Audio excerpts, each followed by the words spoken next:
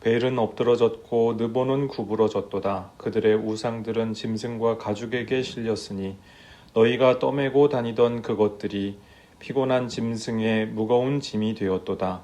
그들은 구부러졌고 그들은 일제히 엎드러졌으므로 그 짐을 구하여 내지 못하고 자기들도 잡혀갔느니라. 야곱의 집이여 이스라엘 집에 남은 모든 자여 내게 들을지어다. 배에서 태어남으로부터 내게 안겼고 태에서 남으로부터 내게 업힌 너희여 너희가 노년에 이르기까지 내가 그리하겠고 백발이 되기까지 내가 너희를 품을 것이라. 내가 지었은즉 내가 업을 것이요 내가 품고 구하여 내리라.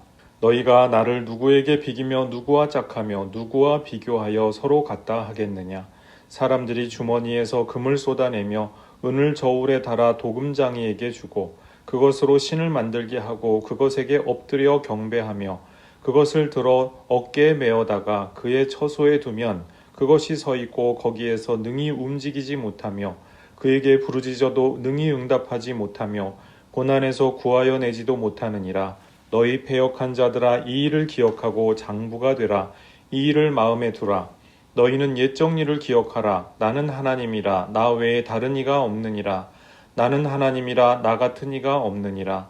내가 시초부터 종말을 알리며 아직 이루지 아니한 일을 옛적부터 보이고 이르기를 나의 뜻이 설 것이니 내가 나의 모든 기뻐하는 것을 이루리라 하였노라. 내가 동쪽에서 사나운 날짐승을 부르며 먼 나라에서 나의 뜻을 이룰 사람을 부를 것이라. 내가 말하였은즉 반드시 이룰 것이요 계획하였은즉 반드시 시행하리라. 마음이 완악하여 공의에서 멀리 떠난 너희여 내게 들으라. 내가 나의 공의를 가깝게 할 것인즉 그것이 멀지 아니하나니 나의 구원이 지체하지 아니할 것이라. 내가 나의 영광인 이스라엘을 위하여 구원을 시온에 베풀리라. 아멘. 1절과 2절 말씀입니다. 벨은 엎드러졌고 느보는 구부러졌도다. 그들의 우상들은 짐승과 가축에게 실렸으니 너희가 떠매고 다니던 그것들이 피곤한 짐승의 무거운 짐이 되었도다. 그들은 구부러졌고 그들은 일제히 엎드러졌으므로 그 짐을 구하여 내지 못하고 자기들도 잡혀갔느니라. 1절 말씀에 벨이라고 하는 이 우상의 이름이 나옵니다. 이 벨은 바벨론에 주신 마르둑의 다른 이름이고요. 또 뜻이 주라고 하는 뜻입니다. 가나안 종교의 신, 바알신, 우리가 익숙한 이름이지요. 근데 이 바알신의 이름도 주라고 하는 것이죠. 이것과 비슷한 경우라고 할 수 있겠습니다. 느보는 마르둑의 아들 신인데요. 글쓰기의 신이었다고 합니다. 그래서 다가올 해에 일이 쓰여진 운명의 돌판을 맞는 신으로 이렇게 여겨졌다고 합니다. 바벨론에서는 매년 신년 행사를 치르게 되는데 이 신년 행사 때 이 절정의 순간에 이 마르둑하고 나부 혹은 느보가 이제 화려한 행렬을 따라서 이렇게 쫙 행진해서 들어온다고 하는 것이죠. 그리고 나서 이제 그 해의 일어날 일을 이 느보가 이렇게 공개하는 것으로 이렇게 신년 축제가 진행이 되었다고 하는 것입니다. 그래서 그때 당시의 모습을 우리가 상상을 해보면요, 일단 화려하게 장식된 마차가 앞서가고 있겠죠. 그리고 제관들과 수행원들이 엄숙한 표정으로 거룩하게 이렇게 이 신상들을 그 어깨에 들쳐매고 그렇게 이 신상의 행차를 수행하였던 그러한 모습으로, 그러한 광경으로 이 당시 신년 축제가 진행되었다고 하는 것입니다. 그런데 오늘 본문 1절과 2절 말씀을 보면은요, 그런 화려한 모습이 온데간데 없다고 하는 것이에요. 글자 그대로 엎드러지고 구부러졌죠. 여기서 구부러졌도다 라고 하는 표현, 히브리 성경으로 읽어보면은 고레스라고 이렇게 소리가 나거든요. 그러니까 이 히브리 성경 기자, 지금 예언자는 고레스의 힘을 통해서 마르둑과 느보의 신이 엎드러지고 구부러졌다, 무너졌다 이렇게 암시하고 싶었던 것입니다. 물론 우리가 알다시피 고레스는 바벨론에 무혈 입성했지요. 그리고 바벨론 사람들의 환영을 받았었습니다. 그런데 고레스의 진군 소식에 이 바벨론의 기득권층, 기득권층에서는 나름 혼비백산하지 않았겠습니까? 그래서 이제 중소 도시에 퍼져 있었던 이 신상들을 급히 공수해서 이 방벽이 잘 되어 있었던 바벨론의 수도로 그렇게 불러들이기도 했을 것입니다. 오늘 본문의 이 모습은 그때의 모습하고도 좀 겹친다고도 볼 수 있겠죠. 하지만은 이제 이 본문 말씀에서 분명하게 말씀하고자 하는 것은 이 벨과 느보, 마르둑과 느보가 지금 패망하고 멸망하였다는 얘기 아니겠습니까? 근데 바벨론은 우리가 알다시피 매우 관대하게 바벨론의 종교나 문화를 존중하고 그리고 관용적으로 포용하는 정책을 펼쳤죠. 그래서 고레스 당대에는 이와 같은 상황이 발생하지 않았다는 것입니다. 그런데 그의 후계자인 다리우스 대왕 때 이제 일이 터진 것입니다. 당시 주전 522년, 512년 그때 무렵이었는데요. 이 바벨론이 반란을 꾀한 것입니다. 그러다가 이제 다리우스 대왕의 군대에게 징벌을 받아서 망하게 되는 그러한 일들이 있었죠. 그러니까 고레스 왕가의 힘 앞에 바벨론의 우상들이 글자 그대로 엎드러지고 구부러진 그와 같은 일들이 발생하였다고 하는 것입니다. 이때 상황을 1절과 2절에서 지금 말씀을 하고 있는 것인데요. 우상들이 제관들과 수행원들을 통하여서 엄숙하게 운반되고 있지를 못한 것입니다. 그러니까 이와 같은 숭배자들은 이미 다 잡혀간 상황인 것이죠. 이제는 짐승들이 짐스러워하면서 운반한다 이렇게 기록되어 있지 않습니까? 이 부분에서 아람어 타르굼역이나 헬라어 70인경 번역을 보면은요 조금 재미있게 옮겨져 있는데요. 이 부분을 조금 풀어서 짐승들의 우상이 되었다 이렇게 옮기고 있습니다. 그러니까 스스로는 옴짝달싹할 수 없는 이 거짓된 우상의 패망, 그 패망된 신세, 여기에 대하여서 약간 조롱하는 패러디와도 같은 그런 장면으로 이 본문 말씀을 옮기고 있다고 하는 것이죠. 3절부터 7절까지 말씀 다시 읽어보시겠습니다. 야곱의 집이여 이스라엘 집에 남은 모든 자여 내게 들을지어다. 배에서 태어남으로부터 내게 안겼고 태에서 남으로부터 내게 업힌 너희여 너희가 노년에 이르기까지 내가 그리하겠고 백발이 되기까지 내가 너희를 품을 것이라. 내가 지었은즉 내가 업을 것이요 내가 품고 구하여 내리라. 너희가 나를 누구에게 비기며 누구에게 짝하며 누구와 비교하여 서로 같다 하겠느냐. 사람들이 주머니에서 금을 쏟아내며 은을 저울에 달아 도금장이에게 주고 그것으로 신을 만들게 하고 그것에게 엎드려 경배하며 그것을 들어 어깨에 메어다가 그의 처소에 두면 그것이 서 있고 거기에서 능히 움직이지 못하며 그에게 부르짖어도 능히 응답하지 못하며 고난에서 구하여 내지도 못하느니라. 이제 하나님께서 예언자를 통하여서 듣는 자들에게 한번 비교하여 보라고 그렇게 촉구하고 계십니다. 우상들은요, 이 우상들은 스스로는 옴짝달싹할 수 없는 무력한 존재 아니겠습니까? 그래서 우상 제작자들과 그 숭배자들이 늘 품고 다니고 이렇게 업고 다녀야 하는 존재들입니다. 그런데 여호와 하나님께서는 살아계신 하나님이시기 때문에 당신 백성들에게 운반당해야 될 입장이 아니라는 것이죠. 오히려 여호와 하나님께서 당신의 백성을 업고 다니셨죠. 그리고 키워주셨고 운반하여 다니셨다. 이렇게 표현을 할 수가 있겠습니다. 친히 안아주시고 품어주셨습니다. 아기 때부터 백발의 노년에 이르기까지 영원히 품어주시리라. 이렇게 지금 하나님께서 다시 한번 약속을 하고 계신 것을 우리가 읽을 수가 있습니다. 8절입니다. 너희 패역한 자들아 이 일을 기억하고 장부가 되라. 이 일을 마음에 두라. 자, 이제 청중을 부르시기를 너희 패역한 자들아 이렇게 불러주고 계십니다. 기왕 이름을 불러주시는 김에 좀 기분 좋게 불러주시면 오죽 좋았겠습니까? 그런데 지금 청중의 그 실태, 그 상황이 그렇지가 못했다고 하는 것이죠. 패역하다는 것은 무슨 의미입니까? 신뢰할 수 없는 사람이라고 하는 것이거든요. 반역하고 반항하고 거역하는 그러한 사람들이라고 하는 것이거든요. 이렇게 우리가 지금까지 읽었던 바와 같이 바벨론 우상과 그 제국의 힘이라고 하는 것이 허무하고 덧없습니다. 그런데 그 덧없는 위용 앞에 지금 이스라엘 이 구약 백성들이 지금 믿음이 흔들흔들 거렸지 않습니까? 그리고 심지어는 하나님께 거역하는 일을 하기도 하지 않았습니까? 그래서 지금 상황이 그러했기 때문에 패역한 사람들아 이렇게 부르시는 것이죠. 이런 상황에서 내 신실한 자들아 오직 사랑이니까 패역한 사람들을 내 신실한 자들아 이렇게 부를 수가 있겠습니까? 아니라는 말씀이에요. 사랑스럽게 불러주실 수는 없는 상황이었다고 하는 것입니다. 그렇지만 우리가 여기서 기억해야 될 것이 있는데요. 패역한 자들아 이렇게 부르셨다고 해서 이것은 형벌의 낙인을 찍는 심판 선언과 같은 것은 아니었다고 하는 것입니다.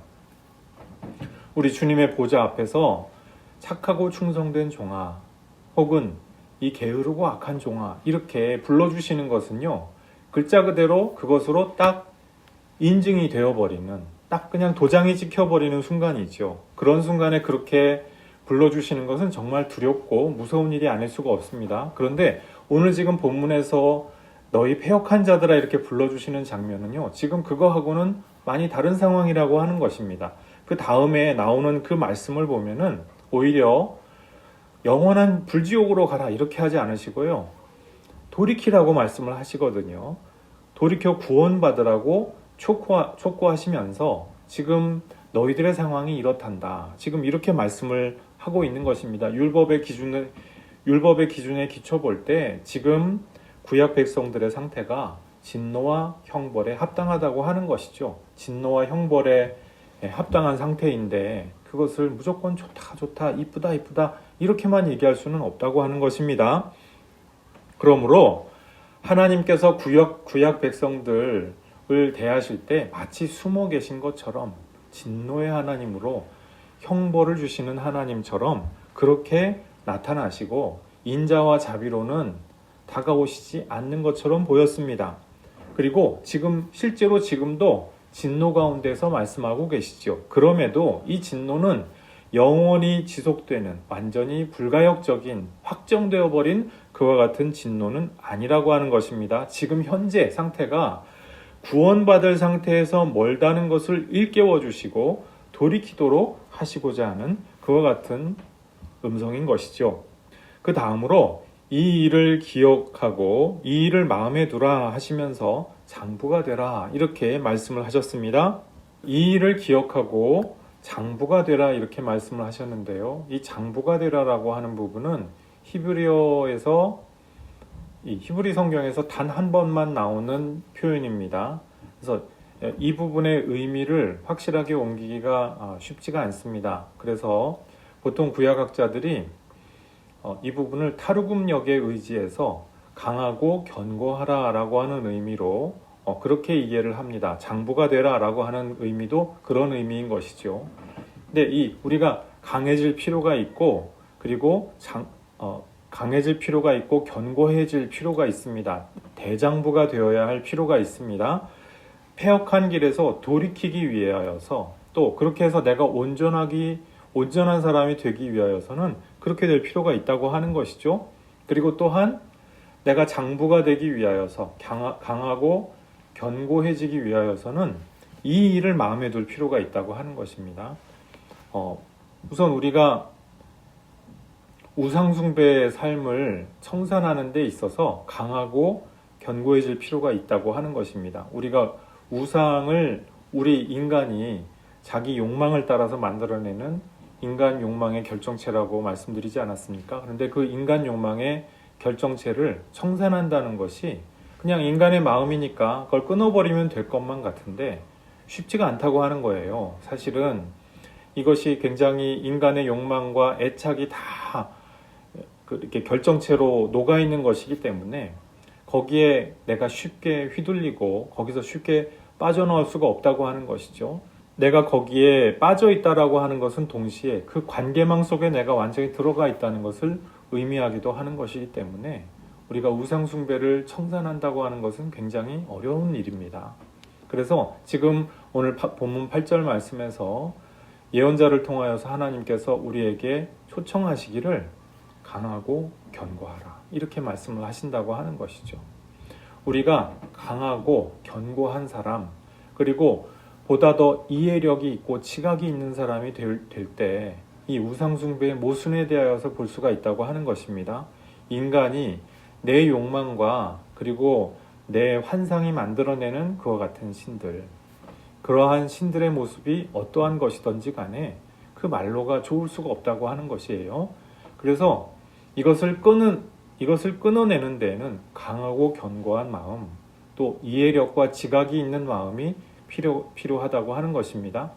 하나님께서 지금까지 우리를 위하여서 행하신 일들, 우상숭배를 하는 그 모든 군상들의 모습, 이것을 우리가 잘 마음에 기억해 둘 필요가 있다라고 하는 것이에요. 하나님은 우리를 품고 우리를 기르시고 품어주시고 그리고 끝까지 책임져 주시는데 우상들은 그렇게 하지 못하지요. 인간의 욕망의 한계에 다다르는 그 순간 우상들도 같이 망하는 것이 모든 우상들의 운명이라고 하는 것입니다. 하나님께서 행하시는 이 새로운 일들, 하나님의 새로운 그 구원의 경륜은 어떤 것입니까? 여기에 대하여서 이제 9절 이하에서 말씀하는데요. 9절 10절 읽어보겠습니다. 너희는 옛 정리를 기억하라. 나는 하나님이라 나 외에 다른 이가 없느니라. 나는 하나님이라 나 같은 이가 없느니라. 내가 시초부터 종말을 알리며 아직 이루지 아니한 일을 옛적부터 보이고 이르기를 나의 뜻이 설 것이니 내가 나의 모든 기뻐하는 것을 이루리라 하였노라. 우선 하나님은 옛적부터 하나님께서 행하고자 하시는 일들을 미리 보여주시고 알려주시면서 행하시는 그와 같은 권능의 하나님이십니다. 하나님께서 우리 인간들에게 일을 할 때 비밀하게 언제나 숨어서 행하시는 것이 아니고 당신의 일을 당신의 종들을 통하여서 알려주신다고 하는 것이죠. 그리고 당신의 경륜을 통하여서 이 세계사를 어떤 방향으로 끌고 가실 것인지 이것을 미리 일러주신다고 하는 것입니다. 이것은 단지 이 점쟁이가 앞날을 맞춘다는 것과는 완전히 다른 차원의 이야기라고 하는 것이죠. 단지 앞날을 맞췄느냐, 내가 로또 번호를 알고 싶은데 이거를 맞췄느냐 못 맞췄느냐, 이 차원하고는 완전히 다른 것이라고 하는 것입니다. 하나님께서는 하나님의 공의를 통하여서 역사를 이루어 가시고 그 역사에 대해서 예고하시고 그 예고대로 이루어 가시는 경륜의 하나님이시기 때문에 그 구원에 대한 예고가 실현되고 성취될 것이라고 하는 것이죠. 그래서 우리가 하나님의 옛 정리를 기억을 한다고 한다면 출애굽 사건도 기억하여 보고 왕조사에 있었던 모든 구원의 일들도 기억하여 본다고 한다면 하나님께서 어떻게 행하시는 일, 어떻게 그 구원의 행동을 하시는 분인지 알 수가 있다고 하는 것입니다. 그래서 그것을 통하여서 우리가 마음이 강건하여지고 견고하여지고 그리고 기억을 해낼 수 있다라고 하는 것입니다. 나는 하나님이라 나 외에 다른 이가 없느니라. 나는 하나님이라 나 같은 이가 없느니라. 같은 말씀을 지금 2번 반복을 하고 있는 것을 볼 수가 있죠. 근데 이것이 다음 장 47장에 보면은 바벨론 도성이 자기가 가장 그 영광의 절정기에 올라 있을 때 자기 스스로 그런 말을 중얼중얼 한다고 하는 거예요. 나 외에는 나 외에는 다른 어떤 존재도 없구나. 나야말로 진짜 신이구나 하면서 내 주변에 있는 수많은 이 모사들을 보라. 그러면서 이제 스스로 자만하고 자랑하는 그러한 광경이 있거든요.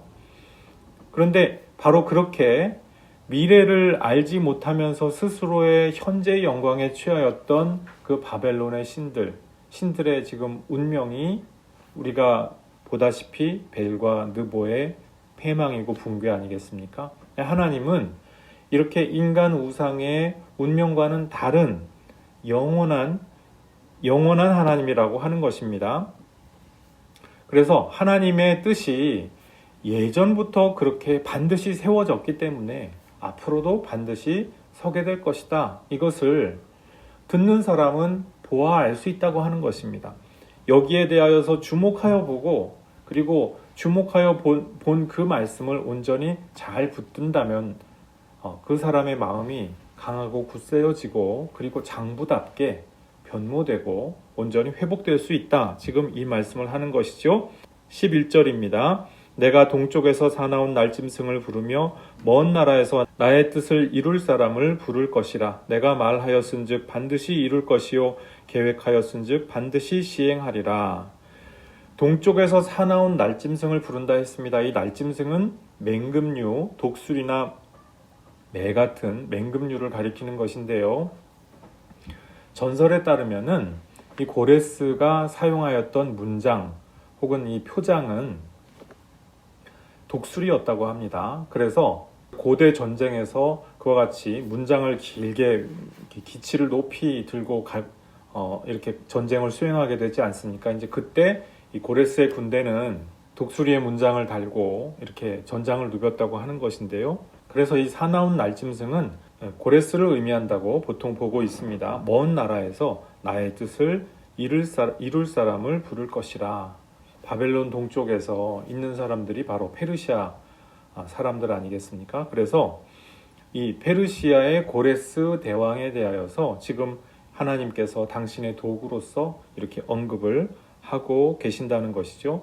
그래서 하나님은 어떤 분이시냐? 고레스 대왕을 통하여서 지금 역사의 지평 가운데에서 구체적으로 사람들을 해방하는 일들을 하실 분, 바로 그분이라고 하는 것이죠.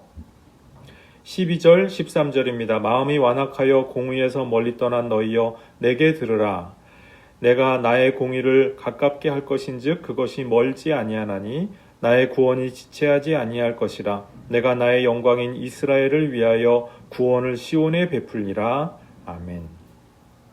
자, 여기서도 다시 한번 청중을 부르기를 마음이 완악하여 공의에서 멀리 떠난 너희여 이렇게 부릅니다.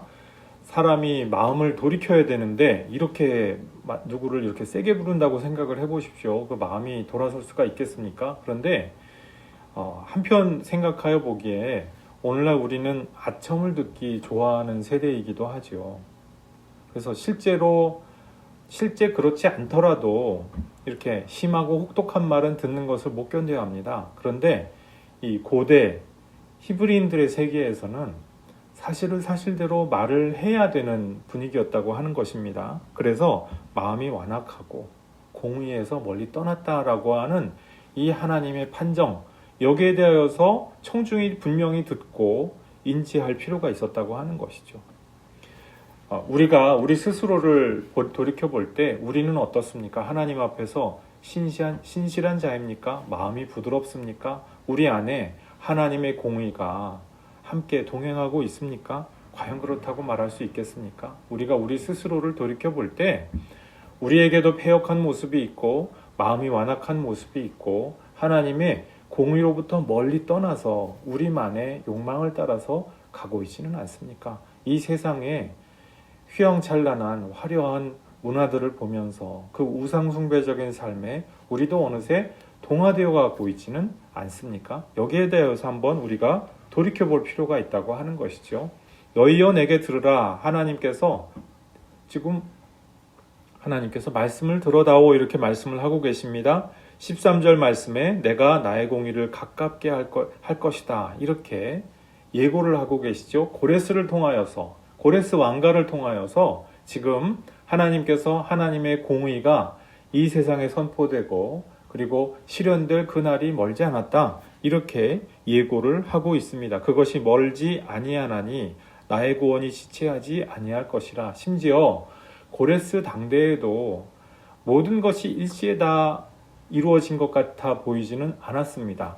포로 귀환이 있을 거라고 그렇게 예고를 했지만 당대에 바로 다 이루어진 것이 아니었거든요. 그래서 굉장히 실망하기가 쉬운 상태였다고 하는 것입니다. 하지만 하나님께서는 지금 예언자를 통하여서 거듭거듭 예언을 해주시고 예고를 계속 해주신다고 하는 것이죠. 한술밥에 그야말로 배부른 것이 아니고 하나님의 그 예언이 성취되고 하나님의 언약이 성취되는 것을 계속 인내심을 갖고 기다릴 필요가 있었다고 하는 것입니다. 내가 나의 영광인 이스라엘을 위하여 구원을 시온에 베풀리라. 시온을 지금 딱 언급을 하고 있지요. 이것은 시온과 이스라엘 도성이 온전히 회복되고 구원의 중심으로서 서게 된다는 그 그 예언을 가리키는 것인데 벌써 여기서 이렇게 하나님께서 암시를 하고 계시는 것이죠. 이것은 뒤에 다리오 대왕 때에 가서 이루어지게 되는 일이거든요. 그러니까 그때까지 이 일들은 아직 이루어지지 아니할 것입니다. 그러나 구원의 소망은 분명히 있는 것이죠. 하나님께서 우리에게 어떠한 일들을 이루어 주실 때 우리의 삶 가운데에서 모든 것이 한꺼번에 다 되지는 않을 것이라고 하는 것을 우리도 믿고 기억하고 또 참고 기다릴 줄 아는 그와 같은 기다림의 믿음이 필요할 줄로 믿습니다.